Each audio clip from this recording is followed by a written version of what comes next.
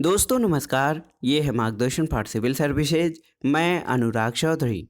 दोस्तों आज की वीडियो में हम सॉल्व करेंगे LT grade, TGT PGT, government inter college प्रवक्ता, गवर्नमेंट डिग्री कॉलेज, उच्चतर शिक्षा असिस्टेंट प्रोफेसर और नेट जेआरएफ के लिए भारत के भूगोल से संबंधित महत्वपूर्ण प्रश्नों का भाग 15। इसमें हम मानचित्र रेखाएं एवं विविध प्रकार के प्रश्नों को सॉल्व करेंगे। दोस्तों ये वीडियो भारत के भूगोल खंड का अंतिम भाग है। इसके बाद हम विश्व के भूगोल खंड को प्रारंभ करेंगे। तो आइए शुरू करते हैं आज का video. LT grade, TGT PGT, GIC प्रवक्ता, गवर्नमेंट डिग्री कॉलेज के लिए भारत के भूगोल से संबंधित महत्वपूर्ण प्रश्नों का भाग 15। दोस्तों पहला प्रश्न है, मानचित्र रेखाओं से संबंधित है। भारत में भूपत्रकों का सर्वे सीटों का प्रकाशन होता है कहाँ से? देहरादून से, मुंबई से, कोलकाता से या बंगलौर से? तो सही उत्तर है ऑप्शन ए, देहरादून से। भारत में दोस्तों भूपत्रकों से संबंधित सर्वे सीट का प्रकाशन या धरातल पत्रक तैयार करने का कार्य भारतीय सर्वेक्षण विभाग द्वारा किया जाता है और ये भारत सरकार के विज्ञान और प्रौद्योगिकी मंत्रालय विभाग के अधीन कार्य करता है। इसे देखिए 1767 यानी 1767 में स्थापित किया गया था और इसका मुख्यालय देहरादून में स्थित है। तो भारत में भूपत्रकों का सर्वे सीटों का प्रकाशन दोस्तों भारतीय सर्वेक्षण विभाग देहरादून द्वारा किया जाता है। अगला प्रश्न है, भारत का धरातल पत्रक कौन तैयार करता है?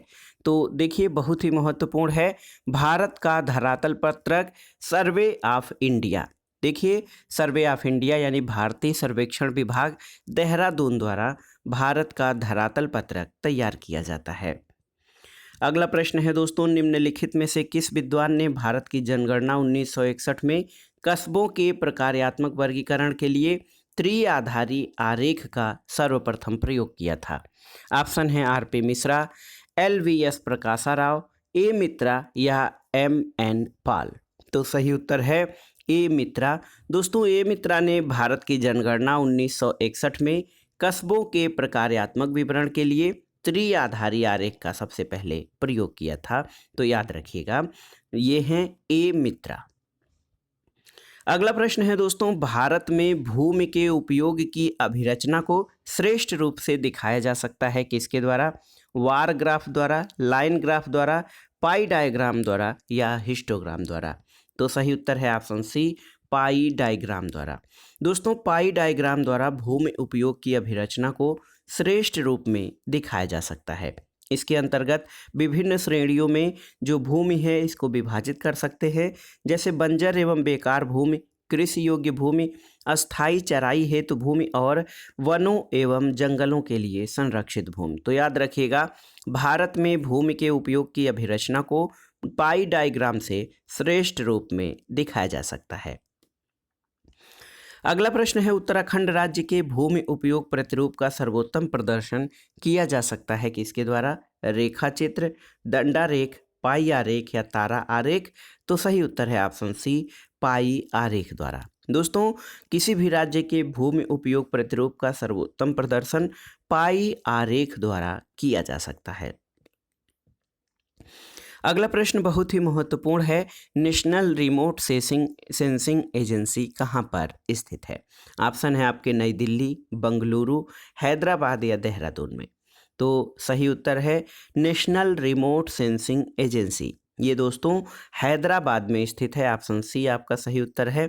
जबकि क्षेत्रीय remote sensing centre Kolkata, Jodhpur, Nagpur, नई दिल्ली और बंगलुरु में स्थित है। तो याद रखिएगा दोस्तों national remote sensing agency Hyderabad में स्थित है। अगला प्रश्न है, निम्नलिखित में से कौन एक उत्तराखंड में स्थित नहीं है? देखिए सेंट्रल बिल्डिंग रिसर्च इंस्टीट्यूट, तेल एवं प्राकृतिक गैस कारपोरेशन, भारतीय पेट्रोलियम संस्थान या राष्ट्रीय ग्रामीण विकास संस्थान? तो सही उत्तर है दोस्तों राष्ट्रीय ग्रामीण विकास संस्थान, ये उत्तराखंड में नहीं है। और आप जानते हैं कि राष्ट्रीय ग्रामीण विकास संस्थान हैदराबाद तेलंगाना में स्थित है। तो देखिए दोस्तों, राष्ट्रीय ग्रामीण विकास संस्थान केंद्रीय ग्रामीण विकास मंत्रालय के अंतर्गत एक स्वायत्त संगठन है जो कि तेलंगाना राज्य के हैदराबाद में स्थित है और अन्य सभी जो विकल्प हैं वो उत्तराखंड में अवस्थित हैं। अगले प्रश्न पर आते हैं दोस्तों। प्रश्न है कि राष्ट्रीय आपदा प्रबंधन संस्थान, जिसको NIDM कहा जाता है, ये निम्नलिखित नगरों में से कहाँ स्थित है? नई दिल्ली, चेन्नई, पुणे या हैदराबाद में? तो सही उत्तर है ऑप्शन ए, नई दिल्ली में। दोस्तों, राष्ट्रीय आपदा प्रबंधन संस्थान नई दिल्ली में स्थित है। 11 अगस्त 2004 को इस संस्थान का उद्घाटन तत्कालीन केंद्रीय गृह मंत्री शिवराज पाटिल द्वारा किया गया था और इस संस्थान को आपदा प्रबंधन अधिनियम 2005 के अधीन एक सांविधिक संगठन का दर्जा प्राप्त है। यह संस्थान गृह मंत्रालय के अधीन कार्य करता है। अगले प्रश्न पर आते हैं दोस्तों कि भारत के निम्नलिखित अंतरिक्ष केंद्रों और इकाइयों में कौन तिरुवनंतपुरम में स्थित है? आपको बताना है। यहाँ पर देखिए, बहुत ही महत्वपूर्ण प्रश्न है। आपसे पूछा गया है कि भारत के निम्नलिखित अंतरिक्ष केंद्रों और इकाइयों में से कौन तिरुवनंतपुरम में स्थित है? ऑप्शन है आपके आईसैक, सैक, सार या VSSC। तो सही उत्तर है VSSC। इसका पूरा नाम है विक्रम साराभाई अंतरिक्ष केंद्र। ये भारत के दक्षिणी पश्चिमी तट पर केरल की राजधानी तिरुवनंतपुरम में स्थित है।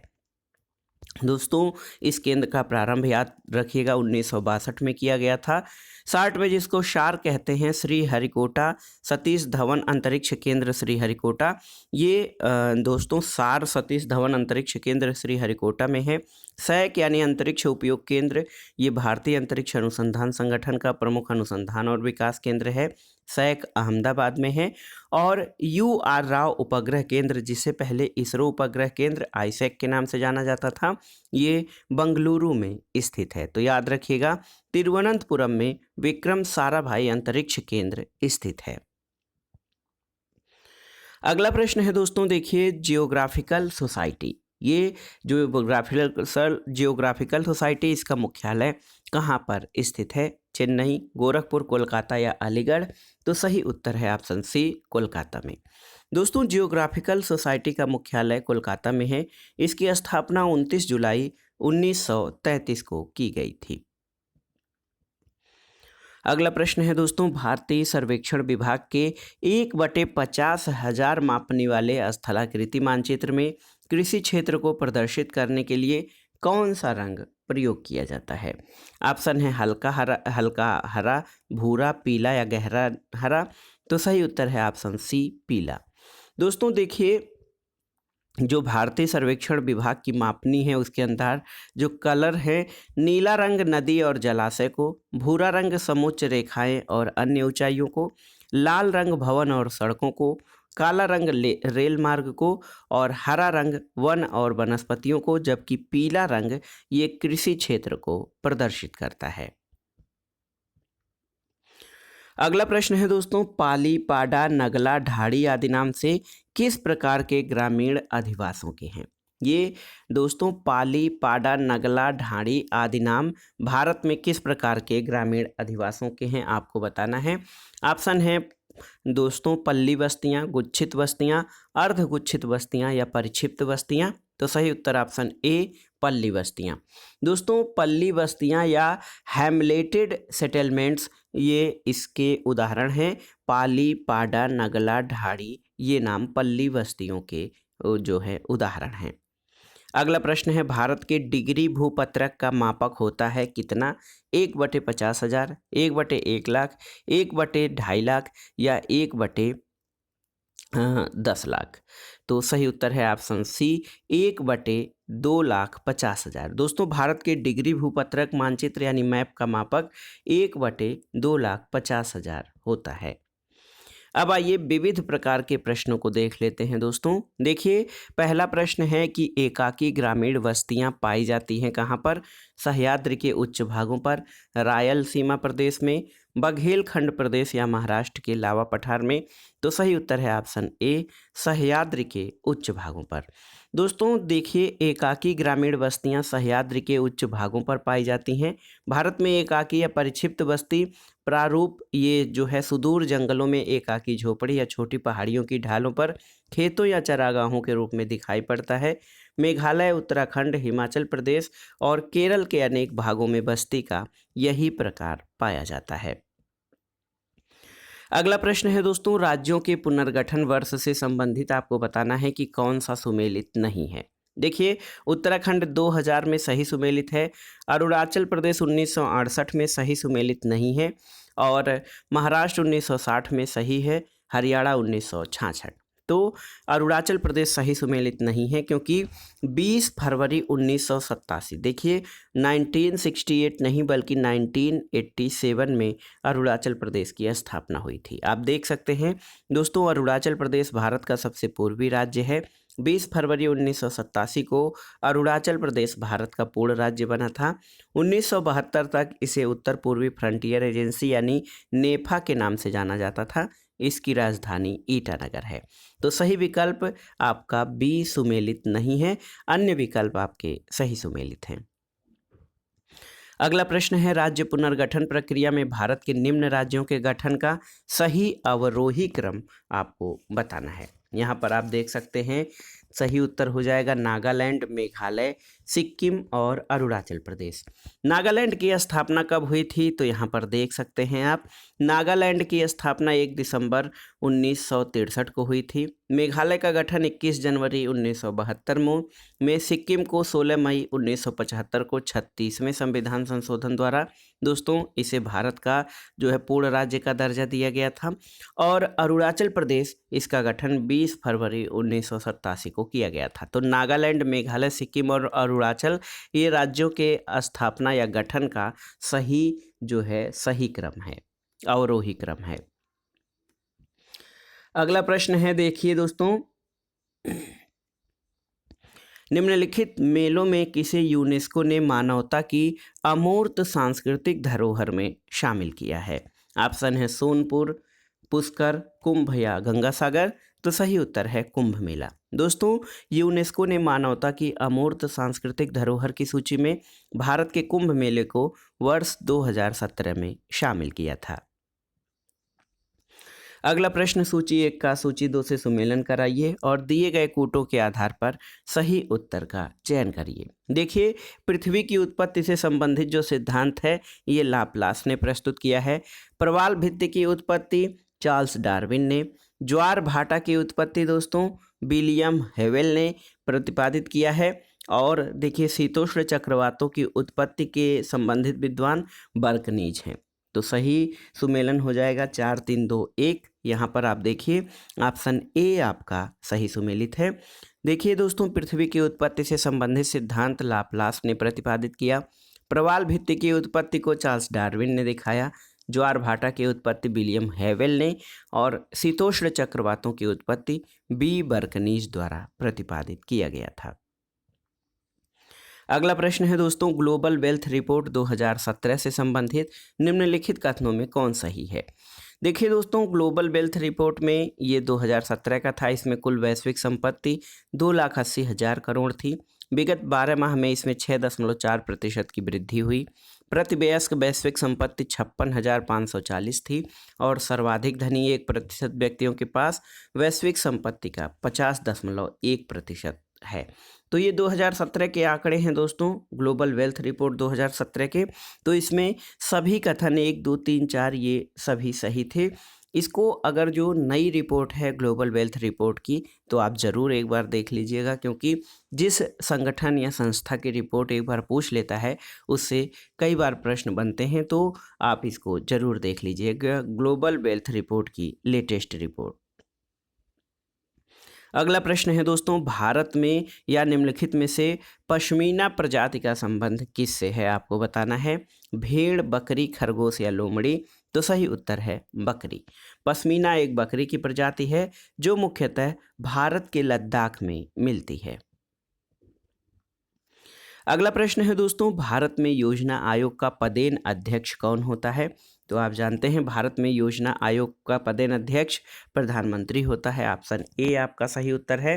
और आप देख सकते हैं दोस्तों कि भारत में योजना आयोग का गठन 15 मार्च 1950 को एक गैर संवैधानिक संस्था के रूप में किया गया था। इसका पदेन अध्यक्ष भारत का प्रधानमंत्री होता है और एनडीए सरकार ने योजना आयोग को भंग करके इसके स्थान पर 1 जनवरी 2015 को नीति आयोग का गठन किया है और इस नीति आयोग का पदेन अध्यक्ष भी प्रधानमंत्री होता है। अगला प्रश्न है दोस्तों, देखिए बहुत ही महत्वपूर्ण प्रश्न है। दक्षिण गंगोत्री क्या है? तो आप जानते हैं दक्षिण गंगोत्री अंटार्कटिका में भारतीय वैज्ञानिक अनुसंधान का अस्थायी केंद्र है। ये देखिए दक्षिण गंगोत्री दोस्तों 1990 में ये स्थापित किया गया था, भारतीय वैज्ञानिक अनुसंधानों का अस्थायी केंद्र, और इसको फरवरी 1990 में डीकमीशन्ड कर दिया गया था। डीकमीशन्ड कर दिया गया। अंटार्कटिका विश्व का 5वां बड़ा महाद्वीप है। इसे श्वेत महाद्वीप या व्हाइट कॉन्टिनेंट के नाम से भी जाना जाता है। 1983-84 में यहाँ दक्षिण गंगोत्री शोध केंद्र की स्थापना की गई। 1988-89 में भारतीय शोध केंद्र मैत्री की स्थापना की गई और 2012 में अंटार्कटिका में भारत ने अपना तीसरा अनुसंधान केंद्र भारतीय स्थापित किया है। अगला प्रश्न है दोस्तों, कौन सी गुफा महाराष्ट्र में स्थित नहीं है? अजंता, एलोरा, अमरनाथ की गुफा या एलिफेंटा? तो सही उत्तर है अमरनाथ की गुफा दोस्तों। ये जम्मू कश्मीर में अनंतनाग जिले में बृहद हिमालय पर स्थित एक पवित्र धार्मिक गुफा है, जबकि तीनों गुफाएं अजंता, एलोरा और एलिफेंटा ये महाराष्ट्र में स्थित है। अगला प्रश्न है दोस्तों, भारतीय सौर मिशन के बारे में निम्नलिखित कथनों पर विचार कीजिए। पहला कथन है कि भारत में सौर ऊर्जा तेजी से बढ़ रहा है। सही है। भारत के सभी हिस्सों में सौर ऊर्जा विस्तारित करने की योजना बना रहा है। ये भी सही है। और दक्षिण और पश्चिम भारत को अधिक धूप और सौर ऊर्जा मिलती है। तो इसमें कौन सा कथन सही है? सही उत्तर आपका हो जाएगा दोस्तों, देखिए इसमें सही उत्तर 1, 2 और 3 तीनों ही कथन सही हो जाएंगे, क्योंकि भारत के राष्ट्रीय सौर मिशन का प्रारंभ 2010 में किया गया और इसके तहत 2022 तक 20 गीगावाट सौर ऊर्जा उत्पादन का लक्ष्य रखा गया था। वर्ष 2015 में इस लक्ष्य को बढ़ाकर 100 गीगावाट कर दिया गया और 31 मार्च 2018 तक भारत में सौर ऊर्जा की संभावित क्षमता 21.65 गीगावाट हो चुकी थी, जो कि 2020 में 34.63 गीगावाट हो गई है।